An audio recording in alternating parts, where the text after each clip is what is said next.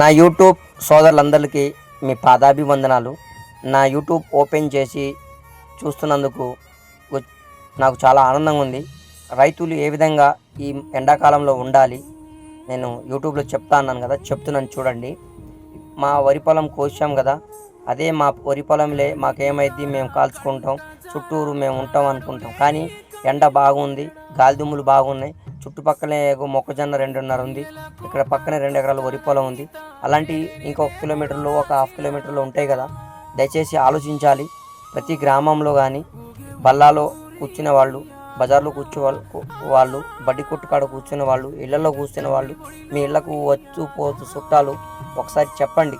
దయచేసి మీ పొలాలు అయిపోయినాయని కాదు, పక్కన పొలాలు ఉన్నాయా లేవా ఆలోచించుకోండి.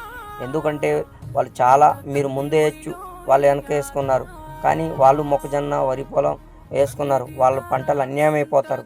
వాళ్ళు తాటర్కి ఇవ్వాలి, కౌలు రైతుకి ఇవ్వాలి, మళ్ళీ కింద మందుకి, పై మందుకి, కొత్త మిషన్ కోసేవాడికి అప్పులు ఎక్కడో వడ్డీకి తెచ్చుకున్నాడు.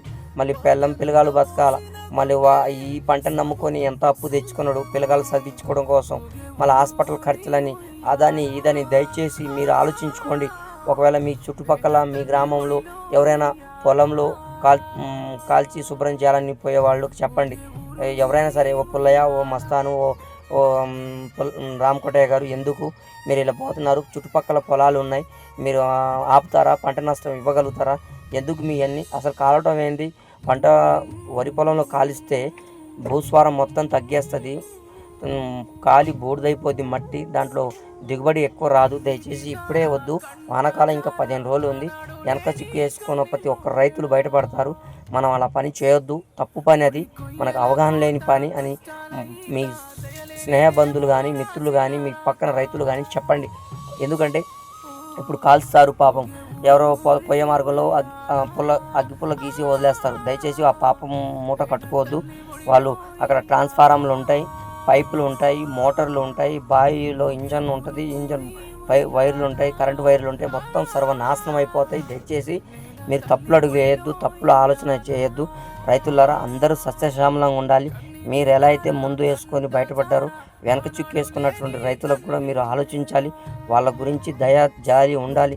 ఎందుకంటే వెనక ముందు అనేది వ్యవసాయం జరుగుద్ది. దయచేసి గ్రామాల్లో పంచాయతీల వాళ్ళు కూడా అవగాహన కల్పించాలి. ప్రతి ఒక్క గ్రామంలో ఇప్పుడు చింతకాని మండలంలో మొక్కజొన్నలు చాలా నష్టమైపోయినాయి కాలి, మళ్ళీ ఖమ్మంలో, మళ్ళీ నిర్మల్ జిల్లాలో, మెదక్ జిల్లాలో. దయచేసి మీరు ఆలోచించి కరెక్ట్ సరైన పద్ధతి చేయండి. అవగాహన లేని పనులు చేసి వ్యవసాయాన్ని, రైతులకు అన్యాయం చేయొద్దు. నేను ఇదే చెట్టు నీడ సమక్షంలో చెప్తున్నా, మీకు దండం పెడతా, పదే అదే మాట చెప్తున్నాను. దయచేసి కాల్చేటప్పుడు జాగ్రత్త వహించండి. అసలు కాల్చాల్సిన అవసరం లేదు. గవర్నమెంట్ కూడా ఎవరైతే కాల్స్తారో వాళ్ళ మీద ప్రూఫ్ ఉంటుందో వాళ్ళకి పంట నష్టం కానీ, ఆ భూ నష్టం కానీ పరిహారం చెల్లించాలి. లేకపోతే రైతులు కొంతమంది మాట వినరు. ఒకవేళ ప్లౌలు వేస్తే అదే మట్టిలో కరిగిపోయి మీరు వేసినటువంటి మందులు, ఆ పురుగులు బలంపై ఎక్కువ పౌష్టికారం ఉండి దిగుబడి బాగా వస్తుంది. కాల్చితే మీకు ఏమొస్తుంది లాభం? దయచేసి ఊరు పక్కనే గడ్డివాములు ఉంటాయి, ఊరు పక్కనే ఎండిపోయిన కట్టెల పొయ్యిలు మంటలు ఉంటాయి, ఊర్లోనే తాటాకులు గుడిసెలు ఉంటాయి. ఇవన్నీ కాలిపోతాయి.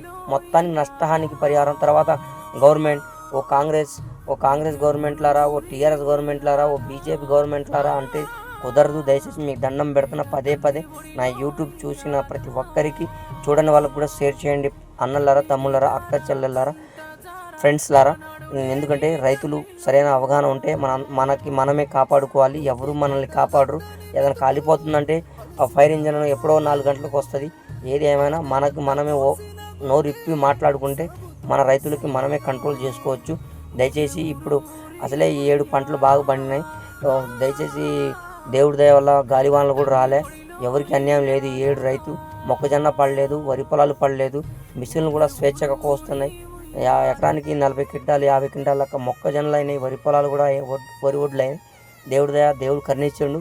ఏది ఏమైనా సరే రైతులారా ఒక్కసారి ఆలోచించండి. మీ ఒక రైతు బిడ్డలాగా ఆలోచిస్తూ నా యూట్యూబ్ చూసిన ప్రతి ఒక్కరికి పేరు పేరున ధన్యవాదాలు. మళ్ళీ ఒక వీడియోతో వస్తాను. బాయ్.